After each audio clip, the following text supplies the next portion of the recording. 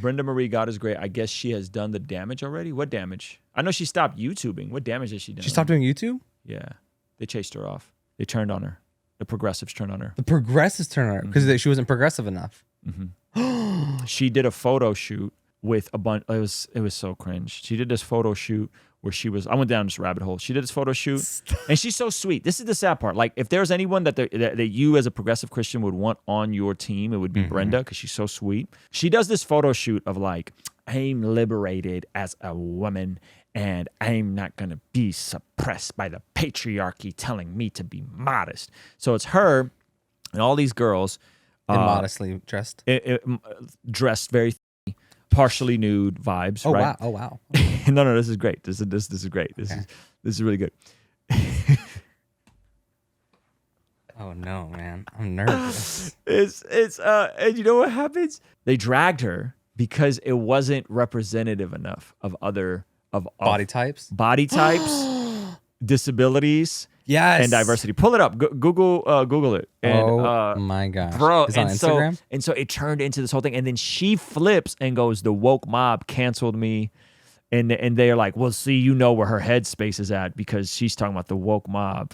You know what I mean? And so you search Brenda God is Gray, canceled. I'm sure it'll come up. You guys ready? Okay, so here's the photo. All right.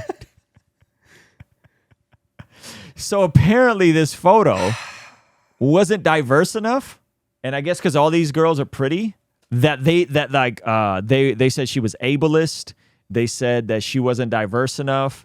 They said that it was all skinny looking women, that they did show enough diversity of body types. And so I was talking to Tim, crazy. Tim, who's going to be on the podcast tomorrow, by the way. Tim Ross? Yeah, no. Tim from the New Evangelicals. Yes. And he said, well, if you build your brand about being this like all-inclusive progressive Christian that's like, we're not going to, body shame anybody, and then like all your entire that's your entire shtick, your entire brand is that, and then the stuff you put out there about like overcoming the patriarchy and flipping it to purity culture is all like Western standard of beauty and body type. Yeah. Then like, what do you expect? Like, your audience is going to turn on you.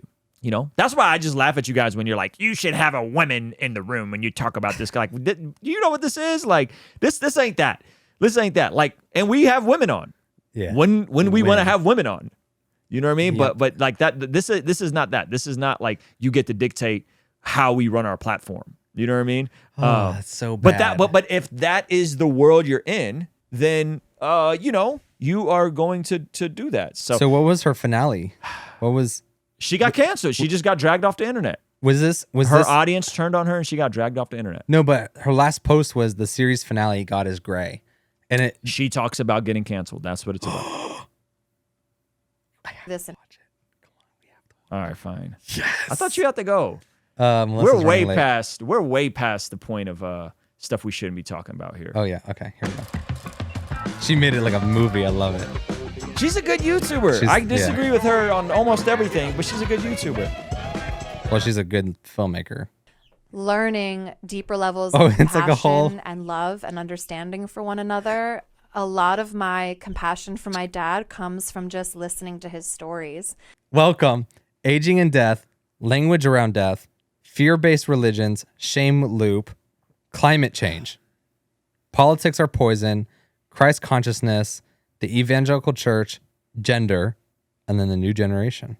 It was quite the finale. Yeah. And so she got canceled before this, and then she was like, No. This led to her quitting YouTube. oh, wow. At least she ended with series finale.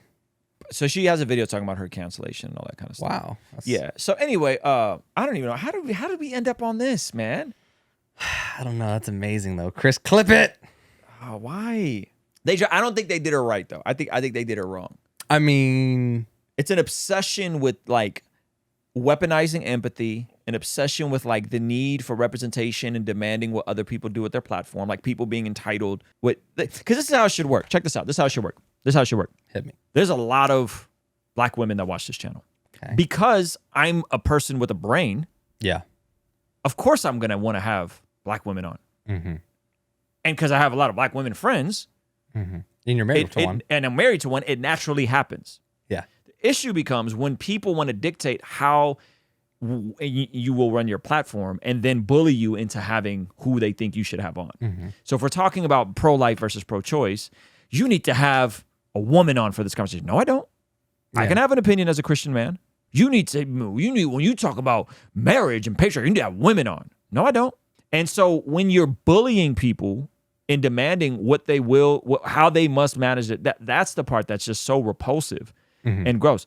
But when you're in these spaces, safe spaces and affirming and all the isms, that's where everything derails. And that's what happened to her.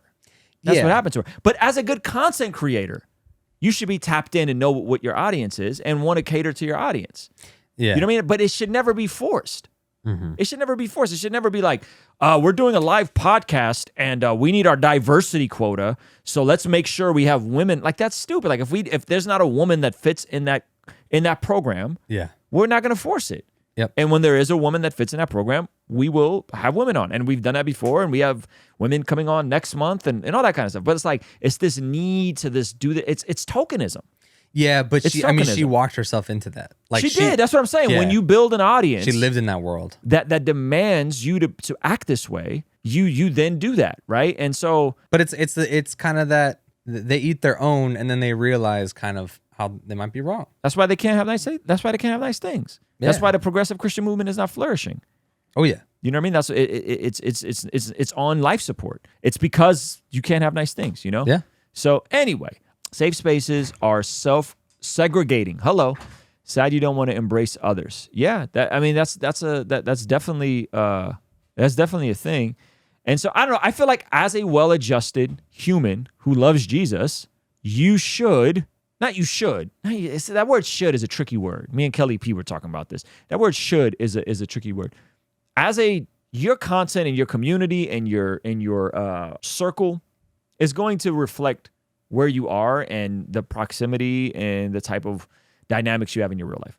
And if you don't have those dynamics, like if a church in a upper class part of Nebraska isn't super diverse, that doesn't mean the church is doing anything wrong. They might be doing what they need to do to reach their community, right? And so some of this stuff I just think gets a little weaponized in terms of like that. Do you think overemphasize on diversity can be unhealthy? Yeah, sometimes, because again, doesn't that just turn into tokenism?